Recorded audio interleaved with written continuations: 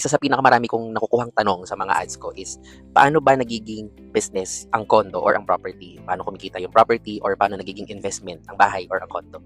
So kung isa ka rin sa mga nagtatanong or nagtataka, so itong video na to siguro ay para sa'yo. Pakita natin yung simple computation paano nangyayari to at saka kung bakit ba maraming mga tao ang bumibili ng property tapos hindi naman nila tinitirhan, pinagkakakitaan nila.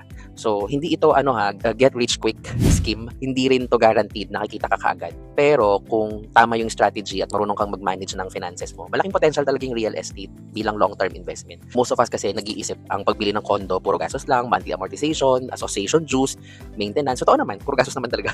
Pero ang hindi alam ng iba, pwede talaga nating pagkakitaan ng property. And yung property mismo ang tutulong sa'yo para mabayaran niya yung sarili niya. Halimbawa, may mga condo ngayon na ang monthly amortization nasa around 15,000 to 19,000 or 20,000. So gamitin na lang natin yung 15,000 para mas madaling i-compute. So may iba't ibang paraan paano pagkakitaan yung property natin. Pwedeng gawing Airbnb or rentals. Mas gusto ko yung Airbnb kasi mas may freedom ako na gamitin yung property ko if I want. Short term lang kasi yan di ba? 1 night lang, 2 nights lang. So in a week, pwede kong gamitin yung weekend para sa sarili ko, di ba? So depende yun sa akin. Yun yung mas maganda sa Airbnb kasi mas may control ako compared sa rentals kasi sa rentals hindi mo talaga magagamit totally yung property mo. Ang kaibahan lang nun, mas maganda yung income nun kasi passive income talaga yung tuloy-tuloy yung income mo dun. Sigurado ka na may magbabayad ng property mo on a monthly basis. Ngayon, sabihin na lang natin ng ginawa mong short-term rental or Airbnb yung unit mo. So halimbawa, ang singil mo, 1,800 pesos per night. For 2 people yun May additional kang 600 per head kapag ka may additional na tao. So conservative, sabihin natin 3 lang yung nag-rent sa'yo sa isang gabi. So meron kang 2,400 per night. So ngayon, isipin mo na parentahan mo lang siya ng 3 beses kada linggo. Kasi yung 4 na gabi doon sa'yo. So, 3 beses lang. So, 3 gabi, that's 7,200 per week. Let's say, ganyan yung average mo on a monthly basis. So, that's already 28,800 per month. Kasi sabihin na lang natin, 15,000 yung condo mo, di ba? May matitira ka pang around 13,800. So, ibig sabihin, may tubo ka pa. Pero nagagamit mo pa rin yung condo mo 4 times a month, di ba? Pero syempre, may expenses ka doon. May mga utilities, cleaning services, maintenance, at iba pa. Pero let's say, sa 13,000 na yan, ang natitira lang sa'yo, 8,000 na lang monthly expenses. O di ba, pera pa rin yun.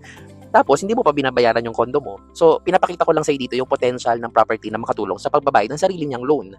So, parang technically, hindi ikaw nag-loan, yung property ang nag-loan para sa'yo at siya rin ang nagbabayad. Ngayon, ang magandang gawin mo dun sa natitirang pera, pwede mo siyang gamitin sa sarili mong bills, di ba? I-enjoy mo yung income mo. Or, pwede mo rin siyang ipangbayad sa principal. Pwede mong gawin sa Pag-ibig or sa bank. Pay to principal. May extra kang pera, ibabayad ko sa principal. Magre-recompute ngayon ang bank or ang Pag-ibig. Mababawasan yung number of years ng payment mo, mababawasan din yung interest rate mo kasi nagbabawas ka ng principal loan. Pag-usapan natin yan sa ibang video kung paano mo mas napapaliit yung interest. Pero ang importante, ang ibig sabihin nito, mas mabilis mong natatapos yung loan mo, mas nakakatipid ka sa interest. Imagine this, kung matapos mo yung property mo ng 10 years, sinetap mo yung terms mo ng 20 years, pero natapos mo ng 10 years dahil sa additional principal payments, meron ka ng property and big portion na ipinababayad ay nanggagaling din sa rental income.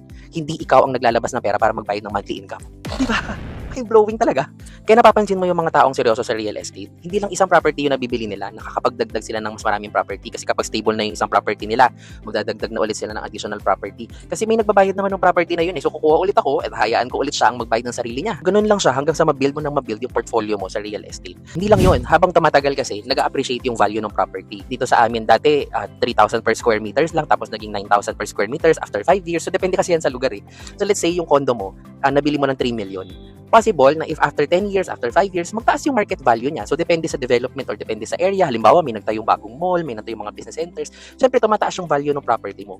Ibig sabihin, hindi lang dalawa yung potential ng income ng property mo. Pwede rin yan in the future kung gusto mo ng pera, you can turn it into instant cash. Pero ito lang hindi naman porque bumili ka ng condo, automatic kikita ka na. So, lahat ng negosyo may puhunan, may oras, may effort. Kailangan mong pagandahin yung unit mo para makasabay ka sa mga ibang properties around you. Kailangan mong alagaan. Kailangan mo rin i-market. Kailangan mo ng marketing strategy para ilagay mo sa market yung condo mo. Higit sa lahat, kailangan marunong kang humawak ng pera. Pero ang good news, hindi lahat ng property kailangan ng malaking down payment.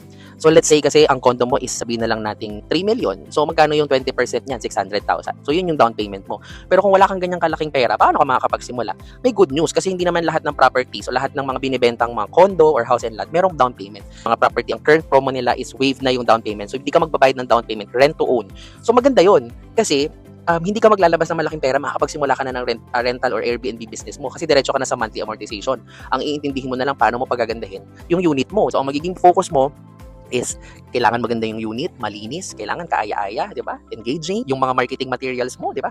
Para rerentahan siya ng tao. So kung gusto mo ng list ng property sa Metro Manila na nagbibigay ng no down payment promo and low monthly amortization, i-comment mo dyan sa baba, list, L-I-S-T. I-comment mo list at ibibigay ko sa'yo yung mga list ng properties na alam ko na no down payment promo and low monthly amortization. Ito yung lagi mong tatandaan. Yung property, hindi yan lang gastos, di ba?